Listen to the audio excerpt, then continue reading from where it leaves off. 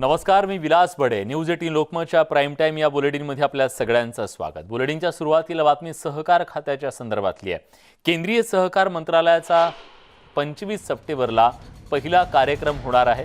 2000 पदाधिकाऱ्यांना यासाठीचं निमंत्रण देण्यात आलं असून साखर दूध बँकांच्या विषयावर यात मंथन होणार आहे. सहकार मंत्री अमित शहा या कार्यक्रमाला उपस्थित होणार आहे. राज्यातल्या काँग्रेस राष्ट्रवादीच्या सहकारातल्या वर्चस्वाला धोबीपछाड देण्याचा प्रयत्न केंद्रीय सहकार खात्याच्या माध्यमातून केला जात असल्याचा आरोप या आधीच होत होता. त्यावरून केंद्र विरुद्ध राज्य यांच्यात आरोप प्रत्यारोप सुद्धा रंगलेले होते आणि केंद्रीय सहकार मंत्री अमित शहा यांनी आता महाराष्ट्रातल्या सहकार खात्यात एंट्री घेतली आहे असं म्हटलं तर वावगं ठरणार नाही. प्रशांत लीला रामदास आपले दिल्लीचे प्रतिनिधी आता आपल्यासोबत आहेत. प्रशांत, अमित शहा यांची महाराष्ट्रातल्या सहकार क्षेत्रातली ही पहिली एंट्री किती ग्रँड असणार आहे? काय त्याची उद्देश असणार आहे? एक जे केंद्रीय मंत्रालय सहकार मंत्रालय स्थापन झाल्यानंतरचा हा सगळ्यात मोठा कार्यक्रम, आता पहिल्यांदा मोठा कार्यक्रम असणार आहे.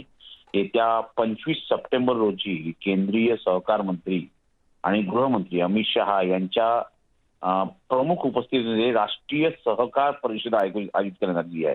यासाठी देशभरातून जवळपास 2000 पदाधिकाऱ्यांना एकत्रितपणे निमंत्रित करण्यात आलं आहे. यामध्ये साखर, दूध आणि बँका या सर्व विषयासंदर्भात एकत्रितपणे मंथन होणार असल्याची माहिती पुढे आली आहे. पण महत्वाचं म्हणजे गुजरात, महाराष्ट्र आणि कर्नाटक या राज्यांमध्ये ज्या पद्धतीनं सहकार क्षेत्र व्यापलेलं आहे, अशा या सहकार क्षेत्रामध्ये आता एक पद्धतीने यापूर्वी गुजरातमध्ये अमित शहा यांनी एंट्री केली होती.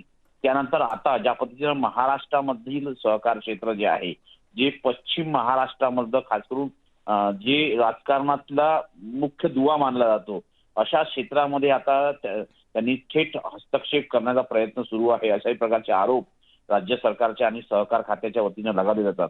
त्यामुळे आता या ग्रँड कार्यक्रमामध्ये, या भव्य दिव्य कार्यक्रमामध्ये कशा पद्धतीनं लोकांना आमंत्रित केलं जातं आणि कुठल्या विषयांवरती चर्चा होते हे देखील पाहणं. प्रशांत, आतापर्यंत सहकाराच्या सगळ्या नाड्या या राष्ट्रवादी काँग्रेस आणि काँग्रेसच्या हातात होत्या. जरी शिवसेना सत्तेत असलेली, शिवसेना प्रमुख भागीदार असली सत्तेमध्ये, तरी सुद्धा आता मात्र केंद्रीय सहकार खात्याच्या माध्यमातून भाजपची एंट्री या सहकार खात्यामध्ये होतीये. अशा वेळी राज्यातल्या काँग्रेस आणि राष्ट्रवादीच्या एकूण सगळ्या रणनीतीला किती मोठं हे आव्हान असणार आहे? एक मोठं आव्हान उभं करण्याचा प्रयत्न कुठेतरी अमित शहा करतायत. ज्या पद्धतीनं सहकार मंत्रालयाची घोषणा झाली, सहकार हा जो विषय आहे या संदर्भात राज्य सरकारचे अधिकार आहे असं अनेकदा राज्य सरकार सांगत असतं. पण ज्या पद्धतीने संविधानाच्या अंतर्गत जी सूची आहे, त्या सूचीमध्ये सहकाराच्या संदर्भातले कायदे तयार करण्याचे अधिकार हे केंद्र सरकारला आहे. त्यामुळे कुठेतरी या अधिकाराचा फायदा घेऊन हे मंत्रालय स्थापन करण्यात आलं आहे. आणि कुठेतरी ज्या पद्धतीनं राजकारण जे आहे, महाराष्ट्रातलं राजकारण, विदर्भातलं राजकारण असो किंवा मराठवाड्यातलं राजकारण असो आणि खास करून पश्चिम महाराष्ट्रातलं राजकारण असो, ज्याला या संपूर्ण राष्ट्रवादी काँग्रेस पक्षाच्या आणि काँग्रेसच्या राजकारणाला एक मोठं बळ आणि सोबतच ज्या पद्धतीने असं म्हणता येईल की एक मोठी पत पुरवण्याची जी संस्था असतात त्या सगळ्या सहकार मंत्रालयात असतात, अशा या सहकार खात्यावरती कुठेतरी भारतीय जनता पक्ष आपली जी आहे मूठ एकत्रित करण्याचा प्रयत्न मान टाकून पाहते भाजप. यात त्यांना किती यश मिळतं हे पाहणं महत्वाचं असेल. धन्यवाद प्रशांत, तुम्ही दिलेल्या सगळ्या सविस्तर माहितीबद्दल. तेव्हा अमित शहा यांच्या या ग्रँड कार्यक्रमाकडे स्वाभाविकपणे संपूर्ण महाराष्ट्राचं, देशाचं लक्ष असेल. केंद्रीय मंत्रिमंडळाचा विस्तार करताना पंतप्रधान नरेंद्र मोदींनी सहकार क्षेत्रासाठी नवं खातं तयार केलं आणि त्याची जबाबदारी त्यांचे अत्यंत विश्वासू अमित शहा यांच्याकडे सुपूर्द केली. मात्र महाराष्ट्रात सहकार क्षेत्रात दबदबा असणाऱ्या काँग्रेस राष्ट्रवादीला शह देण्यासाठी हे खातं तयार करण्यात आल्याची चर्चा सुरू झाली. तेव्हापासूनच राज्यात सहकार खात्यावरून आरोप प्रत्यारोप सुरू झाले. आता तर दस्तूर खुद्द शरद पवार यांनी केंद्रानं सहकार खातं तयार केलं, त्याच्यावरती बोट ठेवलंय. सहकारी बँकेच्या व्यवहारात केंद्र सरकारनं किती हस्तक्षेप करावा याचं सूत्र ठरवलं गेलं पाहिजे असं शरद पवार म्हणाले.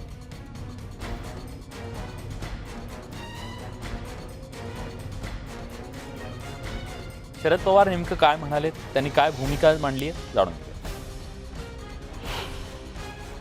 गुजरात आणि महाराष्ट्र यांचं योगदान सहकारामध्ये आहे. आज हा सहकार विषय ज्येष्ठ पातळीवर कोण बघतं? दोन लोक बघतात. एकांचं नाव नरेंद्र मोदी, कुठनं येतात ते? गुजरातमधलं. आणि दुसऱ्याचं नाव अमित शहा, ते सहकार मंत्री येतात, तेही गुजरातमधनं येतात. ज्या लोकांचं आयुष्यातला काही कालखंड हा सहकारामध्ये गेला, ते सहकाराला उद्ध्वस्त करू शकत नाहीत. महाराष्ट्रातील सहकारी बँकांनी आता आरबीआय केंद्राच्या दडपशाही विरोधात न्यायालयात लढा दिला पाहिजे अशी माहिती विद्याधर अनासकर यांनी पुण्यात व्यक्त केली आहे. पुढच्या काळामध्ये आपल्याला रिझर्व्ह बँक आणि केंद्र शासन यांच्या विरुद्ध आवश्यक पितं आपल्याला न्यायालयीन लढाई लढावी लागेल. गुजरातमध्ये कर्नाटक, छत्तीसगड यामध्ये निकाल रिझर्व्ह बँकेच्या विरुद्ध लागलेत. त्याने ते एमडीचे जे सर्क्युलर आहे ते त्यांनी स्ट्रक डाऊन केले. अफगाणिस्तानातल्या तालिबान सरकारचं मंत्रिमंडळ अखेर जाहीर करण्यात आलंय. मुल्ला मोहम्मद हसन अखुंद हा अफगाणिस्तानचा पंतप्रधान असणार आहे. मुल्ला याकूबकडे संरक्षण मंत्रालयाची जबाबदारी देण्यात आली आहे, तर सिराज हक्कानीकडे गृह मंत्रालयाची जबाबदारी सोपवण्यात आली आहे. अब्दुल गनी बरादरकडे उपपंतप्रधान पदाची जबाबदारी देण्यात आली आहे, तर खैरख्वाकडे प्रसारण खातं देण्यात आलंय. अब्दुल हकीमकडे कायदे मंत्रालयाची जबाबदारी देण्यात आली आहे. बंदुकीच्या जोरावर सत्तेत आलेल्या तालिबानींना सामान्य नागरिकांकडून विरोध होताना दिसतोय. या पार्श्वभूमीवर तालिबान कशा प्रकारे कारभार हाकतं याकडे सगळ्या जगाचं लक्ष लागलं. कारण अफगाणिस्तानात शांतता राहिली तर जगात शांतता नांदायला मदत होणार आहे. मात्र जर तालिबाननं आधी प्रमाणेच दहशतवादाला खतपाणी घालत पाठबळ देण्याचं काम केलं तर सध्या सुरू असलेला संघर्ष हा आणखी तीव्र होऊ शकतो आणि जगाला त्याचा धोका होऊ शकतो. त्यामुळे तालिबाननं आपलं मंत्रिमंडळ जाहीर केलेलं आहे. आतापर्यंत एक दहशतवादी संघटना म्हणून काम करणाऱ्या या तालिबानला सत्तेत पोहोचण्याचं त्यांचं स्वप्न पूर्ण झालं असलं, त्यांनी मंत्रिमंडळ सरकार स्थापन केलं असलं तरी पुढची वाटचाल नेमकी कशी असणार आहे, कशी असू शकते याबद्दल अधिक बोलण्यासाठी आंतरराष्ट्रीय घडामोडींचे अभ्यासक शैलेंद्र देवळाणकर सर आता आपल्यासोबत आहेत. सर, तालिबान्यांच्या या नव्या सरकारकडे तुम्ही कसं पाहता? यातलं जे मंत्रिमंडळाचं वाटप झालेलं आहे ते पाहता आणि सगळ्यात महत्त्वाचं कुख्यात हक्कानींकडे गृह मंत्रालय. मला असं वाटतं की 15 ऑगस्टला तालिबानने अफगाणिस्तानवरती आपला कब्जा जो आहे आणि विजय जो आहे तो घोषित केला होता. त्यानंतर जवळपास 3 आठवडे उलटून गेलेले होते तरी त्यांच्या सरकार स्थापनेला मुहूर्त लागत नव्हता आणि शेवटी तो मुहूर्त लागलेला आहे. परंतु ज्या पद्धतीची नावं शासनकर्ते म्हणून आता पुढे आलेली आहेत त्याच्यातनं एक गोष्ट अत्यंत स्पष्टपणे पुढे येते, ती म्हणजे तालिबानमध्ये ज्या विविध टोळ्यांचं अस्तित्व आहे त्या टोळ्यांमध्ये कमालीचा विसंवाद आहे. तालिबानमध्ये एकूण 6 टोळ्यांचं अस्तित्व आहे आणि यामध्ये हक्कानी असेल, यामध्ये याकूब आहेत आणि यांच्यामध्ये चढाओढ आहे. विशेष म्हणजे याच्यातल्या काही टोळ्या ह्या पाकिस्तानच्या पूर्णपणे नियंत्रणामध्ये आहे. काहींना पाकिस्तानचं नियंत्रण हे मान्य नाहीये. त्यामुळे आपण पाहतो की यापूर्वी मुल्ला बरादर यांचं नाव कमालीचं चर्चेत होतं पंतप्रधान पदासाठी, परंतु ते अचानकपणे मागे पडलं आणि ते उपपंतप्रधान झाले. आणि आता ज्या मुल्ला हसनकडे अखुंजाकडे आता ज्या पद्धतीचं पंतप्रधान पद देण्यात आलेलं आहे तो अत्यंत कडवा आहे, अत्यंत कट्टरतावादी आहे. आणि हाच व्यक्ती आहे की जो कंदाहार आपलं जे हायजॅक झालं होतं फ्लाईटचं आपल्या 1999चं त्याचा मुख्य सूत्रधार जो होता तो हाच मुल्ला हसन होता. त्यामुळे भारताला थोडंसं सावध राहावं लागणार आहे कारण हा पाकिस्तानच्या प्रभावाखाली असणारा असल्यामुळे आणि जो 1996 ते 2001 यामध्ये जे कट्टरतावादी तालिबानचं शासन होतं त्याच्यामध्ये अत्यंत की रोल या मुल्ला हसननी प्ले केलेला होता. त्याचप्रमाणे हक्कानीकडे गृह मंत्रालय आलेलं असल्यामुळे ही देखील आपल्यासाठी चिंतेची बाब आहे. आता आपले जे नागरिक तिथं अडकलेले आहेत त्यांना सुरक्षितपणे मायदेशी आणणं ही आपली प्राथमिकता आहे. आपले जे प्रोजेक्ट्स आहेत त्या प्रोजेक्ट्सवरती तालिबान्यांच्या काही टोळ्यांचे हल्ले होऊ नये हा आपला कन्सर्न आहे. परंतु हक्कानी हा ग्रुप पूर्णपणे पाकिस्तान नियंत्रित असल्यामुळे आपली चिंता ही नक्कीच वाढली आहे. त्यांचा तिसरा याकूब जो गट आहे, या याकूब गट हा तुलनेने थोडा कमी प्रभावी आहे, पण तरी देखील त्याच्याकडे संरक्षण मंत्रालय हे देण्यात आलेलं आहे. आता मुळात मुद्दा असा होतो की अशा स्वरूपाने विसंवादातनं तयार झालेलं हे शासन आहे. त्यामुळे आता याच्यामधल्या काही टोळ्या ह्या शासनाचं ऐकतात का, हा. ग्राउंड रिअलिटी नेमकी काय असते, या सगळ्यांच्या बाबतीमध्ये येत्या काळामध्ये काही गोष्टी स्पष्ट होतील असं मला वाटतं. नक्कीच आपण नजर ठेवून राहूया त्या संदर्भातले अपडेट्स आणि त्याचं विश्लेषण सुद्धा आम्ही तुमच्याकडून वेळोवेळी जाणून घेत राहू. तुर्तास धन्यवाद देवळणकर सर, तुम्ही न्यूज 18 लोकमतशी अगदी सविस्तरपणे बोललात त्याबद्दल. एक लस घेतलेल्या नागरिकांना लोकलनं प्रवास सुरू करण्याची परवानगी देणं हा राज्य सरकारचा विषय आहे. त्यांनी केंद्राला सांगितलं तर आम्ही लगेच प्रवेश देऊ असं रेल्वे राज्यमंत्री रावसाहेब दानवेंनी स्पष्ट केलंय. त्यामुळे लोकलनं प्रवास करणाऱ्यांसाठी आगामी काळात मोठा दिलासा मिळू शकतो.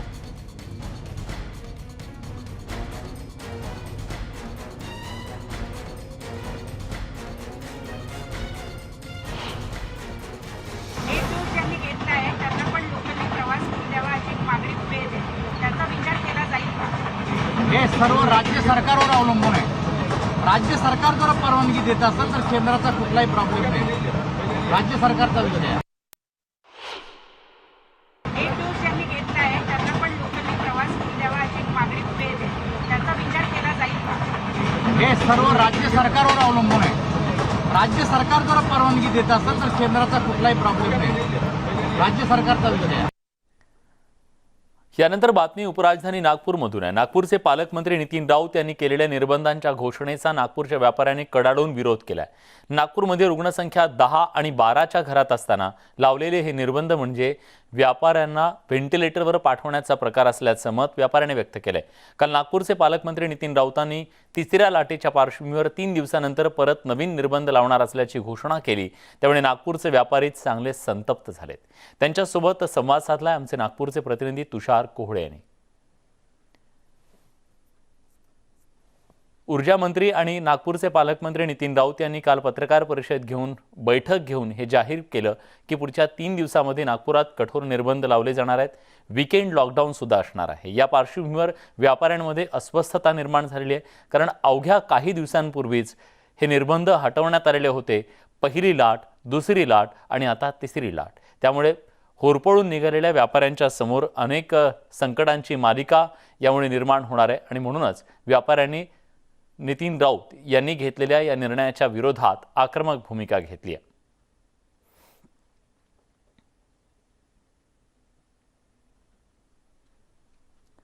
खरं तर नागपुरात सध्या जी रुग्णसंख्या आहे ती आधी 1 आकडी होती, पण ती आता 2 आकडी झाली असं सांगत 12 पर्यंत हे रुग्ण वाढ गेलेली आहे.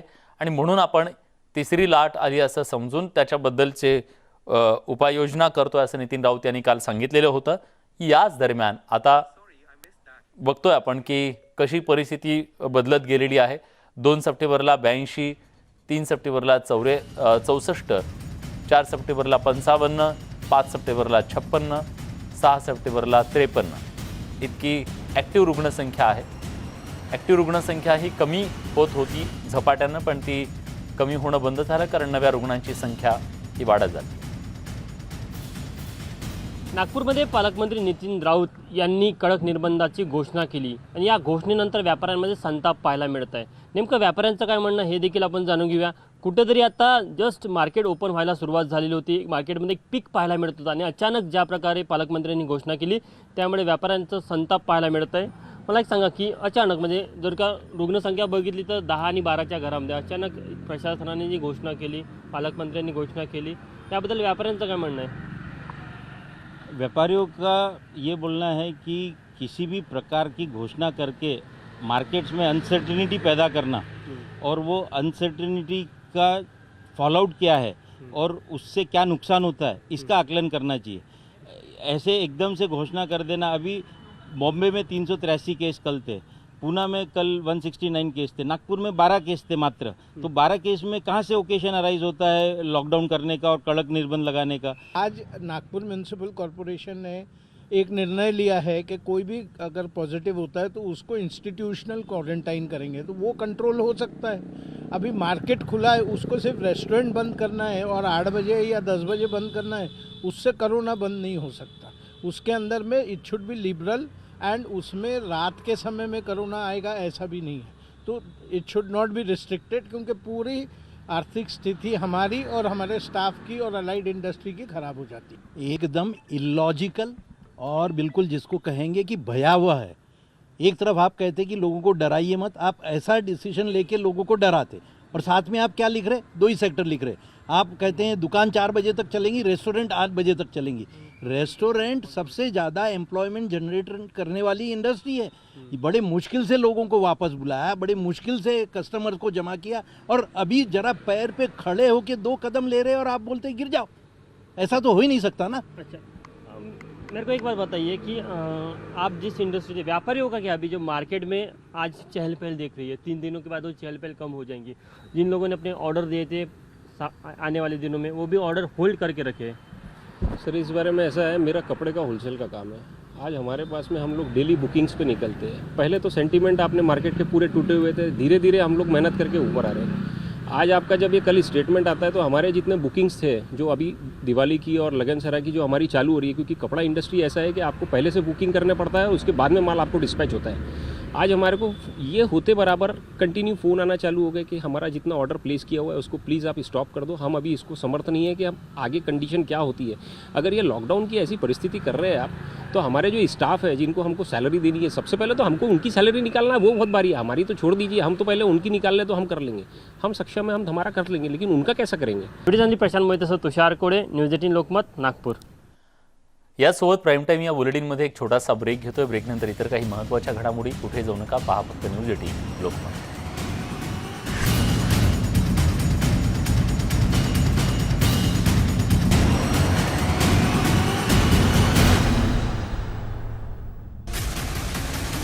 मनमाड उपजिल्हा रुग्णालयात ऑक्सिजन प्लांटचा अडसर दूर झाला।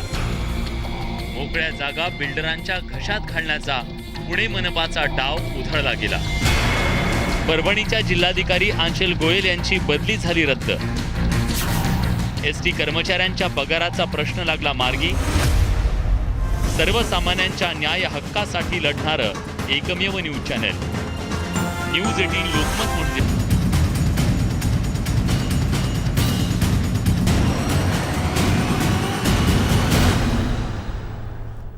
ब्रेकनंतर तुमचं पुन्हा एकदा स्वागत। तुम्ही पाहताय न्यूज 18 लोकमतवर प्राईम टाईम। आता कोकणात जाणाऱ्यांसाठी अतिशय महत्त्वाची बातमी आहे, कारण राज्य सरकारनं मुंबई ते सिंधुदुर्गला जोडणाऱ्या नव्या एक्सप्रेस हायवेची घोषणा केली आहे। मुंबईहून सिंधुदुर्गात जायला जितका वेळ लागतो त्यापेक्षा अर्ध्या वेळात या रस्त्यानं पोहोचता येईल असं सांगितलं जात आहे। 500 किलोमीटरच्या या एक्सप्रेसवेला सरकारनं मान्यता दिल्यानंतर आता 2 वर्षात याचा विस्तृत प्रकल्प अहवाल तयार केला जाणार आहे। तर महाराष्ट्र रस्ते विकास महामंडळामार्फत हा रस्ता तयार केला जातोय। हा रस्ता 6 वर्षात बांधून तयार होईल अशी अपेक्षा व्यक्त केली जाते। कोकणात जाणाऱ्यांसाठी हा नवा मार्ग कसा असेल, ग्राफिक्सच्या माध्यमातून आपण एक नजर टाकूया। 500 किलोमीटरचा हा संपूर्ण महामार्ग असेल। मुंबई, रायगड, रत्नागिरी, सिंधुदुर्ग या 4 जिल्ह्यांना जोडणारा हा रस्ता असेल। 70,000 कोटींचा या रस्त्यासाठी खर्च अपेक्षित आहे। पनवेलमधल्या चिर्ले गावापासून रायगड जिल्ह्यातल्या 100 ते 125 किलोमीटरवर रत्नागिरी जिल्हा, त्यानंतर गुहागर चिपळूण 100 ते 125 किलोमीटर, गुहागर ते रत्नागिरी 100 ते 125 किलोमीटर, सिंधुदुर्ग जिल्हा पत्रादी गोवा इथं राज्य सीमेपर्यंत हा रस्ता असेल। मुंबई गोवा जो कोकणमधला जो एक्सप्रेस वे आहे, द्रुतगती मार्ग आहे, ॲक्सेस कंट्रोल रस्ता आहे, तो देखील MSRDC ते हाती घेते आहे। त्याचं DPRचं काम चालू आहे। आज जे काही 8, 10, 15, 12 तास लागतात त्या निम्म्यावर ते अंतर येईल। लोकांना प्रवास अपघातमुक्त होईल आणि सोयीचा होईल यासाठी MSRDC काम करते आहे। याच सगळ्या घडामोडींसोबत बुलेटिनमध्ये आपण इथेच थांबतोय। ताज्या घडामोडींसाठी बघत रहा न्यूज 18 लोकमत।